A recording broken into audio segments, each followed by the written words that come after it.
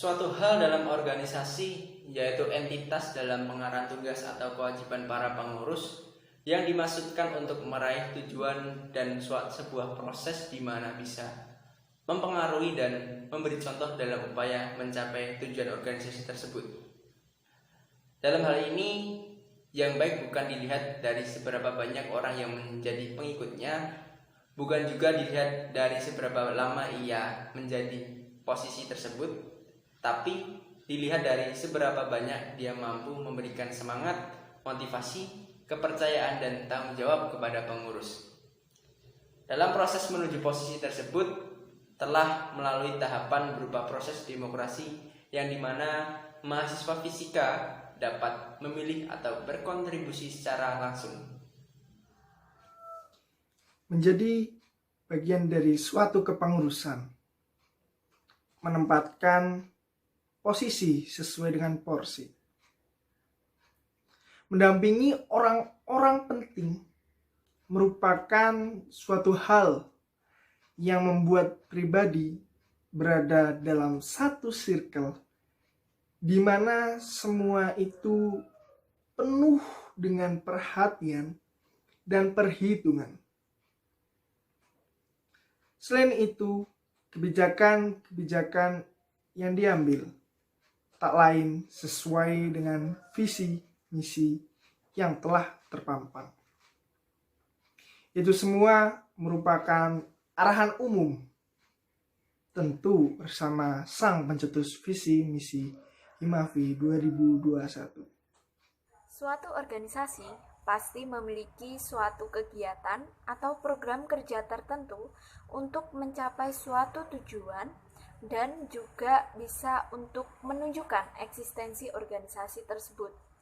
Biasanya, setelah kegiatan tersebut terselesaikan atau sudah dijalankan di tengah periode kepengurusan dan di akhir masa periode kepengurusan, disusunlah laporan pertanggungjawaban.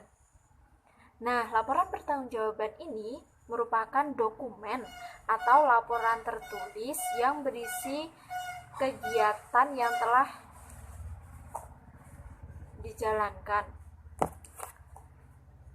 Biasanya, laporan pertanggungjawaban ini ditujukan kepada pihak tertentu sebagai bentuk pertanggungjawaban atas kegiatan yang telah dilaksanakan selama periode kepengurusan. Nah, dalam penyusunan laporan pertanggungjawaban ini tidak bisa ditulis seenaknya. Terdapat aturan atau standar tertentu dalam penyusunan laporan pertanggungjawaban yang biasa disebut dengan SOP.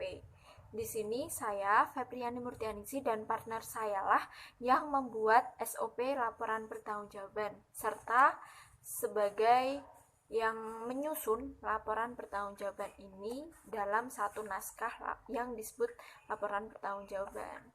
Seperti itu. Terima kasih. Salah satu sarana komunikasi yang ada dari zaman dahulu hingga sekarang adalah surat. Pada zaman dahulu, surat dibuat dan dikirimkan dengan cara yang masih konvensional. Akan tetapi sekarang, dengan adanya media komunikasi yang lebih modern, surat dapat dibuat dan dikirimkan dengan cara online.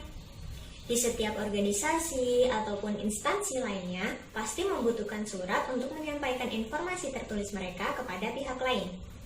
Dan di sini, mengatur dan menertibkan alur keluar masuknya surat adalah salah satu tanggung jawab kami.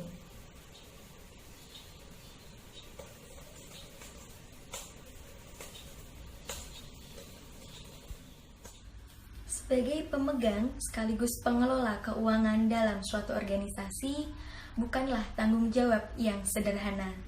Melakukan fungsi administrasi dengan baik, melakukan pembukuan, mencatat pengeluaran dan pemasukan keuangan, seringkali dianggap hanya sebagai pemegang uang saja.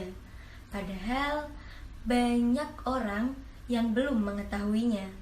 Beberapa hal, yang pertama seperti menyusun rencana anggaran belanja, melakukan pembukuan, mencatat pengeluaran dan pemasukan, mengelola bukti-bukti transaksi seperti nota-nota dan lain-lain. dan juga menyusun laporan pertanggungjawaban keuangan. Terima kasih.